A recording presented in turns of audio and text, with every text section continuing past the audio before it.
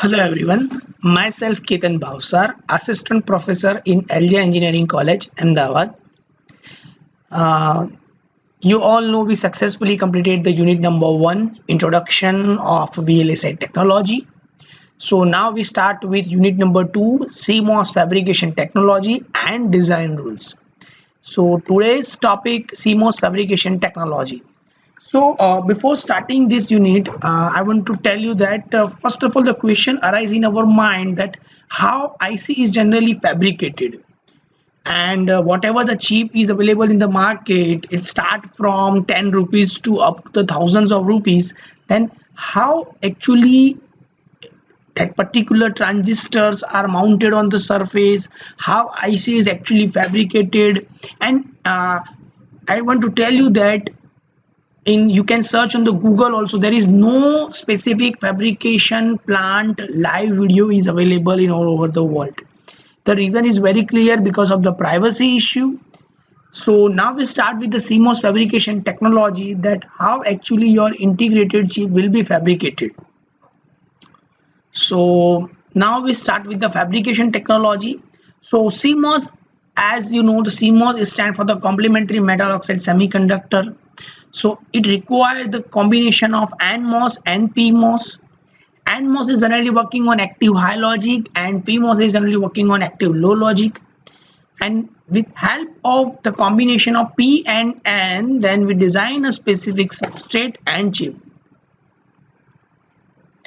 To accommodate both NMOS and PMOS device, a special region must be created in which the semiconductor type is opposite to the substrate type. Definitely, see, if you design the NMOS, then you have to take a substrate of PMOS. If you design a PMOS, then you have to take a substrate of NMOS, because whenever you make a combinations, or whenever you make any semiconductor device, then we always have a pair of PN junction. The region is called its well or tube. So it's called as a well or tube, where your IC is generally fabricated, where your specific NMOS and PMOS is fabricated. A P-well is created in a N-type substrate. As I already told you, suppose I want to design a P-well, so you have to take opposite substrate, it's an N-type, or alternative, if you design the N-well, then you have to take a substrate of P-type. In the simple N-well CMOS fabrication technology is presented, the NMOS transistor is created in P-type substrate, and the PMOS transistor is created in N-well, which is built into a P-type substrate. So based on your requirement and which type of transistor you have to design, that you have to choose a type of substrate. In the twin tube CMOS technology, the additional tubes of the same type as the substrate can also be created for device optimization. So it is generally used to make optimization when you try to design a multiple number of chips, or when you work on multiple number of MOSFET at a time. So optimization is a main role. So the fabrication of the N-well CMOS, so we have one flow chart, then how N-well fabrication or CMOS technology is initially start.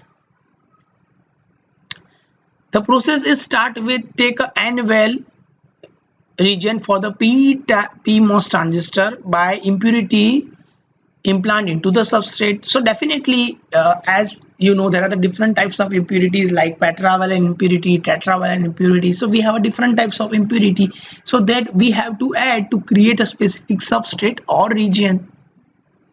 Then a thin oxide is grown in the region surrounded the NMOS and PMOS alternative region. After taking the substrate, you have to add a thin layer of oxide, which provide a safety, or we can say that it provide the protection to the surface. Yes. Now, how thin oxide layer is implemented on the substrate? So with help of the thermal oxidation process, that you have to apply the thin layer of oxide on all over the surface. These steps are followed by the creation of N plus and P plus region. As you already know, whenever we try to design a specific MOSFET, CMOS, then CMOS is a combination of PMOS and NMOS. So whenever you're talking about the FET, means field effect transistor, then we have a three terminal: source, drain and gate terminal. So we are considered gate as an input terminal, source is always connected to the supply, and drain is connected to the ground terminal when we're talking about the PMOS. And same way you can see the opposite operation when we're talking about a NMOS. And after that we create a finally metallization connection, that how actually your IC is look like, or how your specific one MOSFET is designed. So as you can see, just an overview. See, this one is not a complete flow of NMOS or NWEL fabrication. It's just an overview that how you start a designing of any fabrication technology. Create an NWEL region and channel stop region. After that, again you have to implement a thin oxide. Then you have to add a polysilicon layer to provide the connectivity. Then you have to implant a drain, source and gate region, and then put a contact cards and metallic connection. Metallic connection, that you can see you use already DIP ICs. You already use a 7-4 series ICs. So you can see the legs outside the chip which provide the connectivity, or which we can say that it's a pin number, like VCC pin, ground pin, input pin, output pin. So it can be possible with help of a windowing method and metallic layer only. So this one is just a overview of how fabrication technology will start and how it will be end with the metallic connection. Now we have to start with a basic steps, means now we start a fabrication of particular MOSFET with a basic step. The integrated circuit may be viewed as a set of patterned layer of doped silicon, polysilicon, metal, insulating silicon dioxide and etc. So definitely whenever you try to design an integrated circuit, so it can be designed with help of the doping of silicon, polysilicon for providing the connectivity, metallic connections, and as well as silicon dioxide. In general, a layer must be patterned before the next layer of material is applied on the chip. So we have to take one layer, and after that we have to apply the patterning on the layer, and then we have to apply the next layer. The process used to transmit a pattern to a layer on the chip, it's called a lithography process. So whatever the step you are applying, suppose you are taking one substrate, after that you applied a thin oxide, after that you apply the polysilicon. So the process to apply one layer, and after that you have to apply the again second layer. So this process is called as a lithography process. And this question is very important in the exam point of view, because it's asked on number of times that how lithography process work and what is lithography process. So we have started with a basic flow, that as you can see it's a silicon substrate or Si substrate. Second, as you know, we have to apply the oxide layer, means SiO2 layer, with help of the thermal oxidation process. As you can see, the thermal oxidation of the silicon surface, by which the oxide layer about 1 micrometer thickness is created on the substrate. So if you're taking the Si substrate, then 1 micrometer thickness oxide will be created on the surface. It's the SiO2 layer. After that we have to apply the photoresist material to provide the conductivity between a substrate to a next layer. The entire oxide surface is then covered with a layer of photoresist, which is essentially a light sensitive acid resistant organic polymer, initially isolate in the developing solution. So it is designed with help of the number of chemical processes, and it provides a conductivity between layers to the input terminals, or we can say that to the substrate. And you can see after that we are applying UV lights. So For applying the UV lights, we have to take a one particular mask, as you can see, and then we have to take a specific window, and then again we have to apply the UV lights on this particular area. So after applying the UV lights on this particular area, you can see this particular area will be absorbed by the UV lights, and you can see the window is created on the middle region of the substrate. If the resist material is exposed to UV lights, the exposed area becomes soluble so that they are no longer resist to etching solvents. Etching means to extracting process. To selectively expose the photoresist, we have to cover some of the area on the surface with a mask during expose. Thus, when the surface with the mask on top is exposed by the UV lights, the area is covered by the opaque features on the mask are shielded. That, as you can see. So, the type of photoresist, the question is arising in our mind: what is photoresist, types of photoresist, why photoresist is used. So as I already told you, the photoresist is a main element to provide the conductivity between the substrate to the input terminal. And there are the two types of photoresist material that we have. It's called a positive photoresist material and negative photoresist material. As you can see, the type of photoresist which is essentially isolable and became soluble after expose to UV lights, it's called positive photoresist. There is another type of photoresist which is initially soluble and became isolable after exposed to UV lights. It's called negative photoresist. Now we just go into the depth. Now what is a negative photoresist material?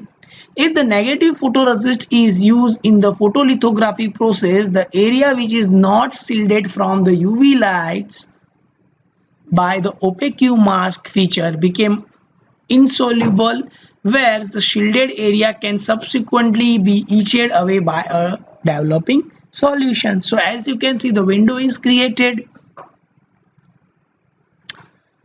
and negative photoresists are more sensitive to light, but their photolithography resolution is not as high as that is positive photoresistor, and because of that reason we use a positive photoresistor for creating a masking or create the integrated chips. Therefore, negative photoresists are used less commonly in the manufacturing of high density integrated circuits. So as you can see, we use a positive photoresist material. As the reason you can easily identify because of the resolution issues. So as you can see, after applying the UV lights or creating the window, again we apply the photoresist material, and finally now the silicon dioxide region which are not covered by 100 photoresist can be etched away either by using a chemical solvent or by using a dry etching plasma light process. So with help of this plasma light and chemical process, we try to extract the additional photoresist material which is available on the surface, and after that we make a compact and stable SI substrate for designing the NMOS, PMOS, N-well and P-well. So these are the basic steps for designing a fabrication of integrated chip.